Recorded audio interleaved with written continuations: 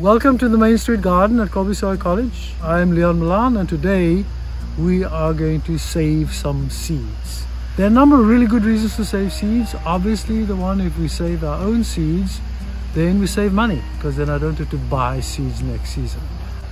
A second reason is, if all of us start saving seeds, we increase the diversity of the gene pool. We increase biodiversity of the seeds of species. That makes us far more resilient to all sorts of shocks from climate change or bugs or diseases. And thirdly, maybe philosophically, I think of saving seeds as a form of democracy. So I vote by saving my seeds rather than telling a big company what seeds I should use. Before we even start saving any seeds, we need to know a little bit about seeds. In general, we can think of seeds as open pollinated seeds and hybrid seeds. Open pollinated seeds are seeds that basically came from their parents and will look like their parents. If I save a seed from that tomato, it's going to look like that tomato. Hybrid seeds are seeds that had two different parents that look very different. For instance, I got a pepper that is really nice and long but doesn't turn red at all. And I have another pepper type that is very short but turns red. When I put the two of them together, maybe I get a pepper that's long and red. So now I have a hybrid pepper. Best way I describe that to people is if you think of a horse and a donkey, and they have an offspring called a mule, which doesn't look like a horse and it doesn't look like a donkey. I cannot get any babies from that mule that will look like a mule.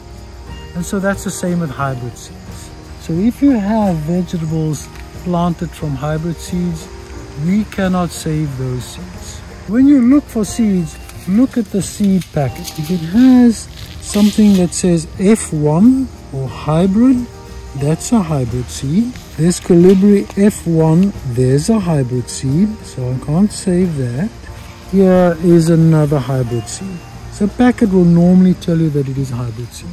However, lots of seeds we can save, and normally the packet will either say Heirloom, like this pepper, which is a Corno di Toro, or it will say this is a Market More, which is also an heirloom, or it will say open pollinated. So what I'm looking for are seeds that are either heirloom or open pollinated, and from those vegetables I can then go and save seeds. After we saved our seeds, how do we store our seeds? There are three things we really need to look for. They do not want a humid environment, so we need to find something that is not humid. They certainly do not want sunlight, so we have to find a place that is dark, that is out of sunlight. And they don't want heat. Anything under 65 degrees but above freezing is fine. If you have a nice place in your pantry, or even if you have a place down in the basement that is not too damp, that's not a bad place to keep your seeds. But as I say, keep them cool, keep them dark, and keep them dry. If I save seeds from our garden, from this cucumber, which grew really, really well, right? And I now save the seeds and I plant that next year, I now increase the likelihood that that particular cucumber has developed a relationship with the bacteria or the biology in our soil.